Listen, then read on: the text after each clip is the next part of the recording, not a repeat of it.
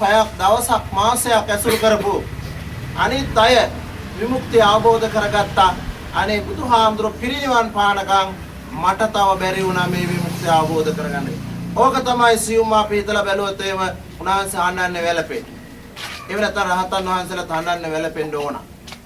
ඒ නිසා විනෝදනේ අපි අහන්නන්නේ වැළපෙන්නේ ඔය පෞද්ගලික ලාභයන් නිසා.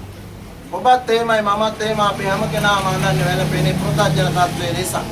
සමේක අපි තේරුම් ගන්න ඕන අපි මෙලොවට බිහි වෙන්නේ තනිවම එවාගේම ඕ පිරිසක් සමග ජීවත් වුණාට අපි ආය සංසාර ගමන ආරම්භ කරන්නේ තනිවම. අනවාතෝ තතෝ ආග අනමුඤ්ඤාතෝ ඊතෝගතෝ යථාගතෝ තථාගතෝ ආතත්ත පරිදේවන. අනාරාධනාවෙන් එතුමිය මේ පවුලට ආවා. කවුරුවත් දෙන්න කියලා කිව්වේ නෑ. ඒ වගේම අනාරාධනාවෙන් යුක්තව යන්න කියලා කවුරුත් යන්න කියලා කිව්වේ නෑ. බේර ගන්න උත්තර උත්සාහ කළත් ඇය අපි දාලා ගියා.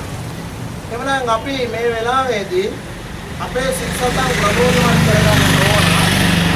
ආරාධනාවකින් තොරව ආව ආරාධනාවකින් තොරව ගිය එහෙම ආව මෙහෙම ගිය උත්කලේ කුදසා හඬා වැළපෙන්නේ කුමන හේතුවක් නිසාද? මෙන්න මේ ප්‍රශ්නයටයි අපි පිළිතුරු දෙන්න ඕන.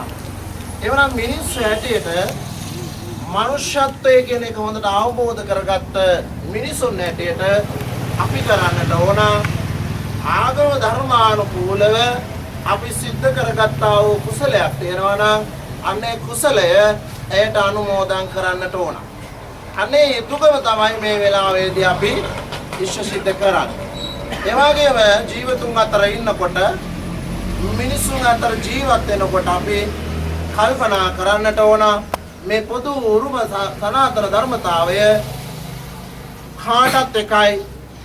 ಜಾති ආගම් කුල ගෝත්‍ර නොතකා මේ පොදු ධර්මතාවය අපි හැම කෙනාටම උරුමයි. යම්කිසි පරාදීන තත්වයකට පත් වුණාට පස්සේ යම්කිසි අකරතැබ්බයක් කරදරයක් අපිට සිද්ධ වුණාට පස්සේ තමයි අපිට හිතෙන්නේ ආපස්සට ඇරිලා බලපුවාම පශ්චාත්තාපයටපත් වෙන්නේ අපි. සමේව අපට හොඳ පාඩම්. එතුමිය අපිට පණිවිඩයක් දෙනවා මේ මලහිරු බැස යන සන්ධ්‍යා යාමේ අතරක් පෙට්ටිය කුඩුකුරුව ඇය ජීවත් වෙනවා වාසය කරනවා දැන්. නමුත් ජීවේ නැහැ. ඇයගේ ශරීරය පමණයි. දැන් මෙච්චර ආදරයෙන් හිටපු මේ දරුවන් මෙච්චර ආදරයෙන් හිටපු මේ ස්වාමියා සහෝදර සහෝදරයන් ඥාති හිතයිසින් මව් මේ කවුරුවත් එතුමිය අරන් ගියේ නැහැ. මේ ඉඩ කඩන් අරන් ගියේ නැහැ. කොටින්ම කිව්වොත් එහෙම අපි කවන පොවන අපේ ශරීරයවත් අපි අරන් යන්නේ නැහැ. බලන්න එහෙමනම් පිනතුනේ මොකද්ද මේ තුල තිබෙන්නේ කියලා. මේක අපි හොඳට අවබෝධ කරගන්නට ඕන. ඒ නිසා අපි එකිනෙකා හරයා කටයුතු කරනවා රණ්ඩු සරුවල් වෙනවා ඉන්න අඟලටත් අපි විවිධ නඩු හතරවලටපත් වෙනවා සමාජයේ ආරවුල් ප්‍රශ්න අපි ඇති කර ගන්නවා. නමුත් මේ මැරෙන ටිකට තමයි ඔය සියල්ලක්ම අපි සිද්ධ කරන්නේ. මේක අවබෝධ කරගන්නට ඕන අපි. සනිකම්ම මෙතෙන්ට ආවට පස්සේ ඇවිල්ලා කෙනෙඩි මහත්මයාට මූණ පෙන්නලා කතා කරලා ගියා කියන එක තමයි බොහෝ දෙනා හිතන්නේ හරි කියලා. මේ විදිහට හැමදෙනාම කියවමු. ඉමං මතක වත්තං පුඤ්ඤාතාය නිබ්බානතාය වික්ඛු සංඝස්ස දේම ඉමං මතක වත්තං පුඤ්ඤාතාය නිබ්බානතාය වික්ඛු සංඝස්ස දේම ඉමං මතක වත්තං පුඤ්ඤාතාය නිබ්බානතාය වික්ඛු සංඝස්ස දේම ඉමං තං බුලබේ සජ්ජං පුඤ්ඤාතාය නිබ්බානතාය වික්ඛු සංඝස්ස දේම.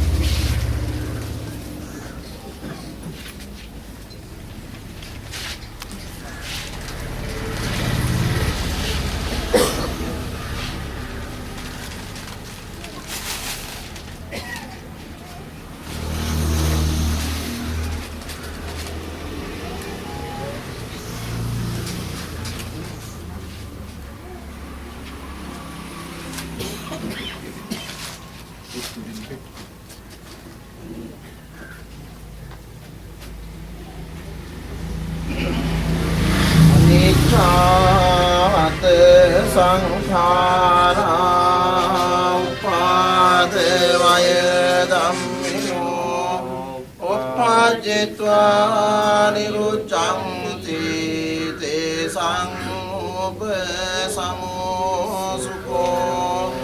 අනිච්ඡාවත සංඛාරා උපාදවය ධම්මිනෝ උපජ්ජත්වා නිරුච්ඡන්ති තේසං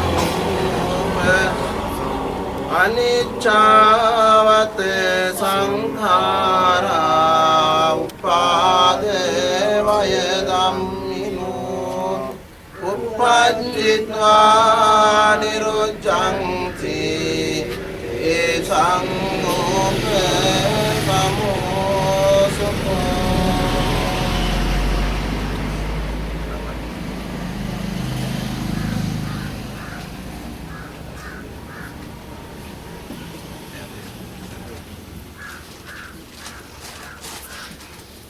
හොඳයි දැන් මෙහෙම මොහොතේදී කල්පනා කරගන්නට තිසරණ සහිත පංච සීලයේ සමාදන් වෙලා සීලවන්ත ගුණවන්ත පිරිසක් බවට පත් වෙලා අනිත්‍ය ප්‍රතිසංයුක්ත ධර්ම දේශනාවට ධම්ම ගාථාවට සලම් දෙන භාවනාමය කුසල කර්මයක් එවාගේම මතක වස්තු දහත් ගිලම්පස පූජා කිරීමේ දානමය කුසල කර්මයේද දාන සීල භාවනා කියන ත්‍රිවිධ පුණ්‍ය ක්‍රියාවක් මේ මොහොතේදී අත්පත් කරගත්තා.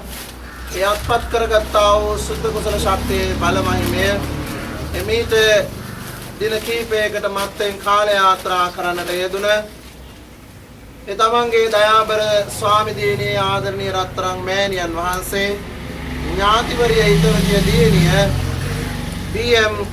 සුබරත්න මෙනිකේ මහත්මියගේ ප්‍රාණකාරයට පරලොවින් පිංපෙත් අනුමෝදන් වේවා. එතුමිය දුකක නම් දුකින් අත මිදේවා. සපතක නම් ඒ සප තව තවත් වඩා වර්ධනය කරගනිත්වා.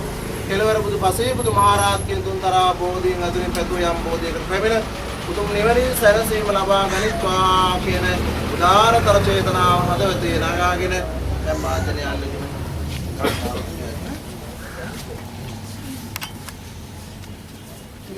කියන ගාථාව ඉදං මේ ඥාතින